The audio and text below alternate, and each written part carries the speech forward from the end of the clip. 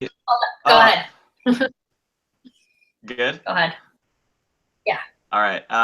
So for me, like ethics, a lot of that comes from what makes you as a person, and what defines your character, kind of. For me, I think a lot of that comes from how you were raised and the environment in which you were raised. Um, for me, I think like my ethics and my morals are kind of a direct effect of the way my parents raised me. When it comes to ethics and leadership, the few things that I saw in the book that like kind of caught my eye was how there's the challenge of consistency as a leader, and also like justice as fairness, where you have to be consistent as a leader. I think that's super important. Some of like some of the people I've worked for, you go to work every day and you don't know what you're gonna get. You might get an angry boss, or you just don't know what's gonna happen, and you're always kind of walking on thin ice. Whereas I've had managers where I know exactly what I'm gonna get every single day I come into work, and I think that's a much better environment to work in. Um, and also, like I said, justice is fairness, which ties into consistency. Like part of your morals you need to be fair to everyone on a level playing field, which can be tough. But I think that if you're going to punish somebody one way, you have to punish anybody else the same way. So those are just a few things that caught my eye about like ethics and morals in leadership. Great. I do agree with you saying you have to punish people all the same way, hold everybody accountable the exact same way, and hold everybody to that same standard. Because if there is that favoritism in there, others can see it, the team can see it, and they know you favor, as a leader, you favor others over yourself, and that's something that can be demotivating to a team, especially for me. Ethical leadership is just being caring and genuine as a person to your team. In chapter 11, it talks about servant leaders, and one of the servant leaders is being sensitive to what motivates others, and being able to empower the rest of your team and help give that motivation. And you allow your team to have a voice. You allow your team to give input into situations. I think if you give them a voice, it helps them feel like they're part of the team, and they feel like they're more valued as an individual, as a employee. I think that's important in ethical leadership, is making sure you take care of the rest, or you value your team as a whole.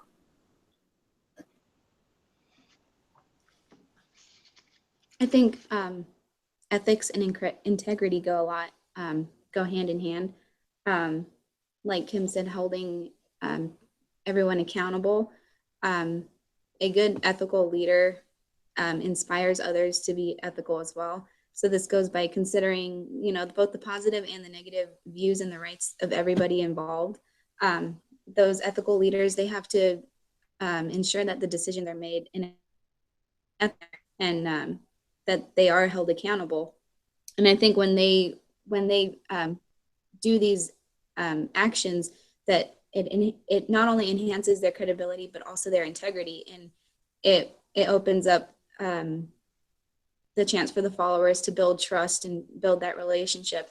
And I think when leaders admit their mistakes, that's another way that their ethics shape their leadership, because leaders are supposed to be those people that you can turn to get the job done, that know all the correct answers. And it's by being honest and admitting I don't know the answer, it expresses their lack of understanding, which opens up that safe environment for the followers. Like, it's okay to make mistakes. And I think that's really important when, in leadership overall. So. Yeah, for me, I define ethics as, moral behaviors that help distinguish between right and wrong. And I think leaders, not struggle with that, but they have to deal with that on a daily basis. The book talks about having knowledge at their disposal. I think as a leader, sometimes there's information that managers have that they can't share with their employees, but how they choose to use that information, whether they use it to benefit themselves, where it helps them, but it negatively affects their employees, can cause some ethical issues.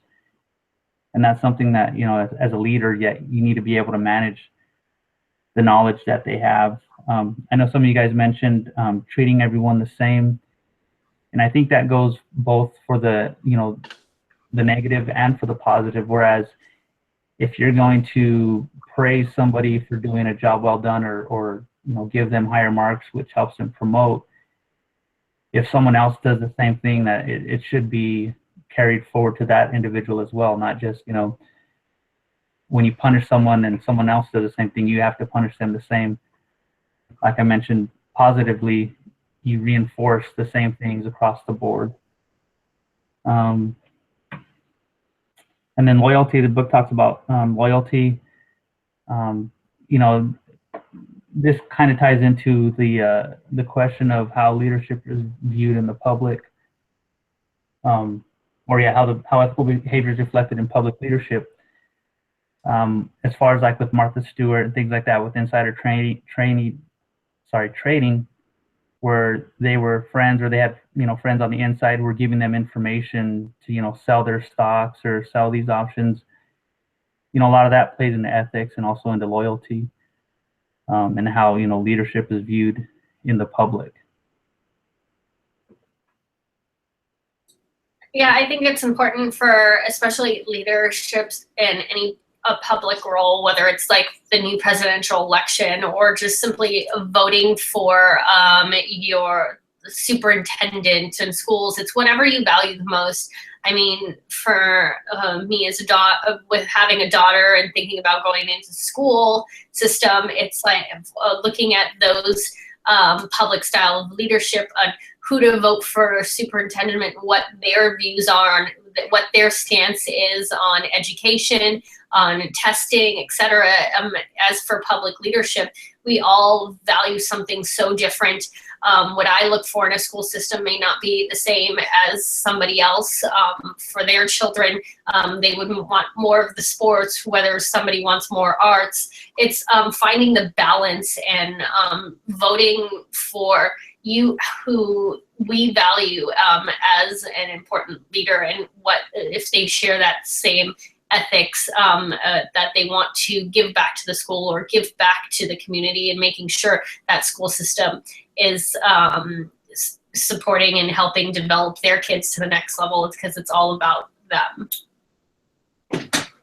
Yeah, I think it's tough too, because like with public leadership, it's almost like you're kind of always, especially with a school system or something like that, they're always kind of in the spotlight. You always know what's going on. And that's just a direct effect of the leaders who's put in place to, to run the school system or whatever it might be, whether you're talking politics or business or anything. And I think like as a leader, you kind of have to, when you're successful, you can take credit, but you also need to give credit where it's due. And also like when you fail as a leader in the public eye, you have to be the one who takes that responsibility. You can't be pointing fingers at your employees. As a leader, responsibilities, you have to accept those failures and you have to own up to them. And that can be difficult when you're in the public eye and everybody's looking at you. A lot of people stray away from those things because they don't want to be looked at as a failure or whatever. Yeah, I think it's tough for leaders who are in the public eye, because no matter which direction you go, you have your own set of moral principles, and then you have the other two, like the presidential election. You've got one president who has their own ethical standards and the other with theirs, and no matter what, you're always going to disappoint somebody. So it's kind of like, do I go with my own morals, or do I go with the morals that's going to satisfy the general population? So it's really tough for public leaders to kind of hold on to both their own morals and whoever they're inspiring. Yeah, I think it's interesting, today and what's going on around the nation, the way public leadership is being viewed, both, regardless of what candidate you're voting for, they've both been portrayed in negative lights as far as, whether they're lying or they're, lying on tax forms or what have you. And then also with law enforcement, as far as, the public leaders, as far as like the chiefs of police for all these agencies with all these shootings, they have to, the book talks about accountability for your employees. The chiefs have to answer for all these things that are going on within their departments. And, they start to get questioned. What is their ethical leadership? Why are their employees doing these things? So, sometimes it's not the behavior that the leader displays, but those that are beneath them. So I think a lot of that stems from whether you as a leader allow your employees to do the little things that, that may, we may know are wrong, but it's just a little thing that in turn, they turn into these huge, bigger issues. And so I think, from that aspect, leaders, they always have to be on the lookout for not only how they behave, but also to keep their employees in check as well. Yeah, I like that point.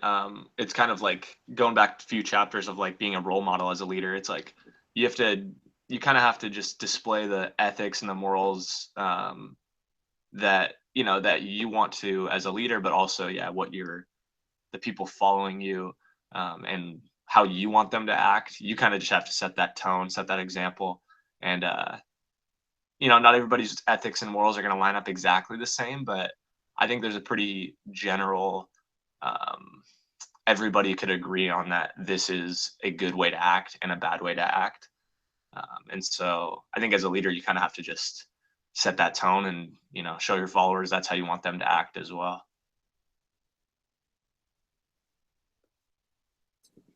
Definitely agree. It's for going back to the example of the stuff going on with the police. It's holding the accountability and learning from those mistakes from what's wrong and what's right. Of whether it was it was they shot because they felt threatened, whether it was a mistake or not, or who knows, we were never in that situation or we weren't there at that time.